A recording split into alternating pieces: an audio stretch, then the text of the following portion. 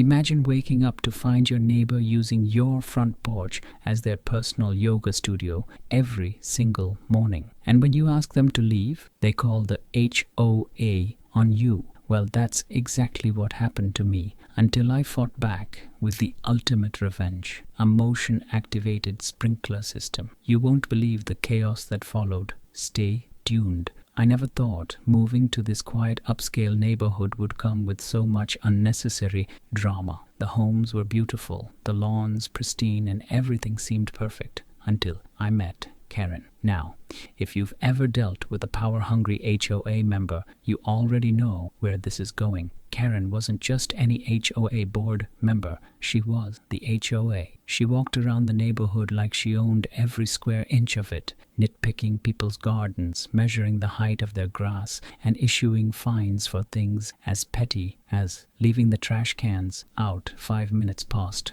collection time. But her biggest offense, she treated my front porch like her personal yoga studio. It started subtly at first. I'd come outside in the mornings, coffee in hand, only to find a yoga mat casually rolled out on my porch. At first, I thought it was a mistake. Maybe she had left it there while chatting with a neighbor. But then, the next morning, she was there, right in the middle of my porch, stretching into some complicated yoga pose like she was in a private retreat. "Excuse me," I had said the first time, trying to be polite. "Can I help you with something?" Karen barely looked up from her downward dog. "Oh, good morning. I just love the lighting here in the mornings. It's so peaceful, don't you think?" I was dumbfounded. "Yeah, but this is my porch." She waved a hand dismissively. "Oh, don't be so territorial. We're all neighbors here. Community spaces and all that." Community spaces? Was she serious? My porch was not a community space. It was attached to my house.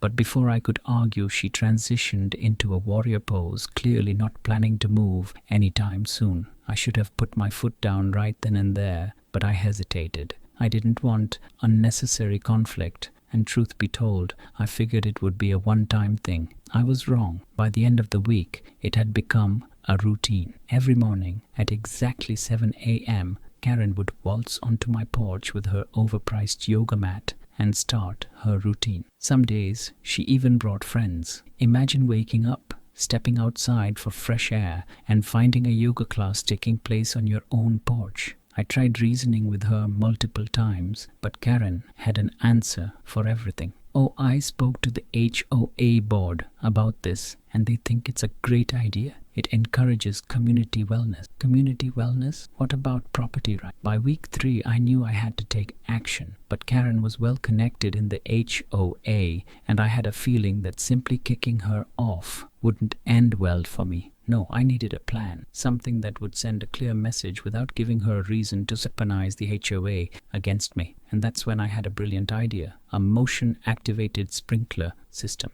By the time Karen's self-proclaimed community yoga sessions had turned my front porch into a public park, I was beyond fed up. She wasn't just invading my space, she was defending it as if she had some kind of legal right to my property. Every morning, like clockwork, she and her overpriced yoga mat would claim my porch, stretching, posing, and pretending I didn't exist. I needed a solution, but not just any solution. Kicking her off with words wouldn't work. Karen was the type who thrived on confrontation, especially when she had the HOA in her corner. I had to be smarter. I needed something that would send a message without me having to say a single word. That's when inspiration struck. A motion-activated sprinkler system. Now, before you think I went too far, let me clarify. I wasn't trying to soak her. I was just installing a perfectly normal lawn care system that just so happened to activate whenever an unwelcome presence stepped onto my porch.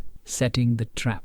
I spent the weekend researching the best motion-activated sprinklers money could buy. There were plenty of options for deterring deer and raccoons from gardens, but I needed something precise, something that wouldn't just spray the whole yard, but would only target the area where Karen liked to set up shop. Finally, I found the perfect one. It was designed to detect movement within a specific range and spray a direct, high-pressure stream of water. The reviews raved about its effectiveness in keeping unwanted guests, whether human or animal, away.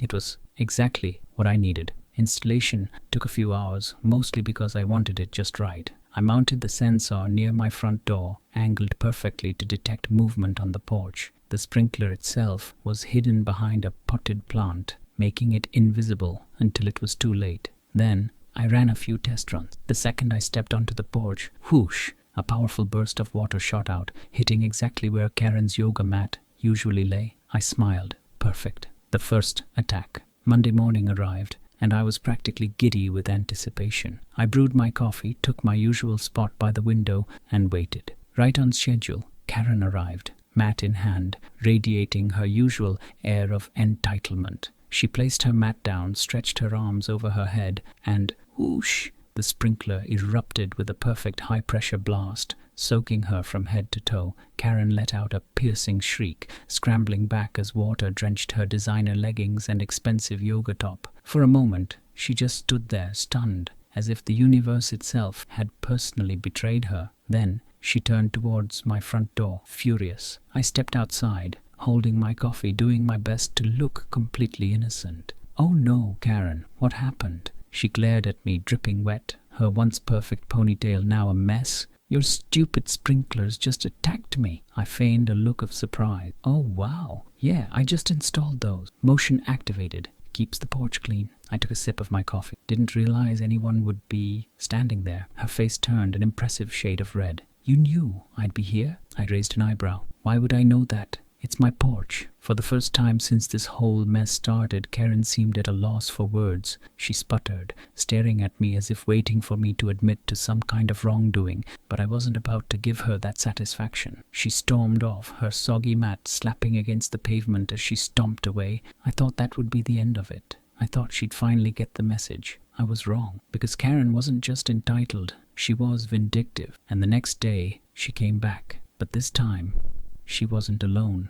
I should have known Karen wouldn't give up that easily. People like her don't just walk away when they feel slighted. They escalate. And escalate she did. The very next morning, I woke up to the sound of loud, angry voices outside my house. Peeking through the blinds, I spotted Karen standing on my porch again. But this time, she wasn't alone. She had brought reinforcements. 3 other HOA board members, 2 middle-aged women and a balding man in a polo shirt stood beside her, arms crossed, expressions stern. And of course, Karen herself stood front and center, her yoga mat in one hand and what looked like a clipboard in the other. I sighed. Here we go. Grabbing my coffee, I stepped outside, giving them my best. "Oh, what a surprise. Look, morning everyone. What can I do for you?" Karen wasted no time. "We need to talk about your aggressive sprinkler system." I almost laughed. Aggressive. It was water, not a security guard with a taser, but I played along. "Sure, what about it?" She puffed up like a peacock about to make a grand speech. "Your sprinklers are creating a hostile environment in the neighborhood. Several members of the HOA," she gestured to the people beside her, "agree that this is a direct violation of community standards." One of the women, a lady named Susan, nodded along. "Yes, we believe it's discouraging community engagement." I blinked. "Discouraging community engagement by watering my own property?" Karen shot me a condescending smile. "By targeting residents who are simply trying to promote health and wellness." I nearly spit out my coffee. "Karen, you are trespassing on my porch, my private property." Karen scoffed. "Oh, please. It's a front porch, not a backyard. It's visible from the street, which makes it part of the community aesthetic." I stared at her, trying to process the sheer absurdity of what she had just said. "Are you seriously trying to tell me that because people can see my porch, it belongs to the community?" "That's exactly what I'm saying," she replied smugly. "The audacity." Susan chimed in again. "The HOA is officially requesting that you disable the sprinklers during the hours of 7 a.m. to 9 a.m. to allow for community wellness activities." I let out a short laugh. "So let me get this straight.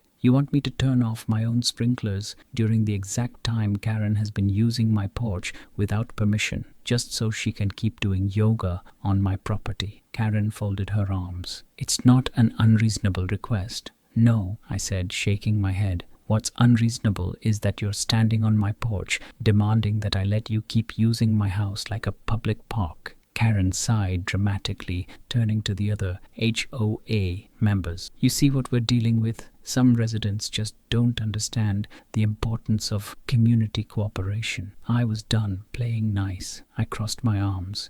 You know what, Karen? You're right. Maybe I should consider community wellness more. She perked up, thinking she had won. I knew you'd come around. I smiled. Which is why I've decided to install more sprinklers, better ones, maybe even some cameras too, since apparently my porch is such a hot community spot. Karen's face twisted in horror. You wouldn't dare. I took a slow sip of my coffee. Watch me. Karen let out a frustrated shriek, but for once she had no comeback. The other HOA members muttered among themselves, clearly realizing that this wasn't going their way. One by one they started backing off, until finally Karen was left standing alone. She glared at me for a long moment before huffing and storming off, but as she walked away, she muttered, "This isn't over." And I believed her. I had won this round, but Karen wasn't the type to take defeat lying down. If I knew anything about her, it was that she'd be back with an even bigger plan, and I had to be ready. I knew Karen wouldn't go down without a fight.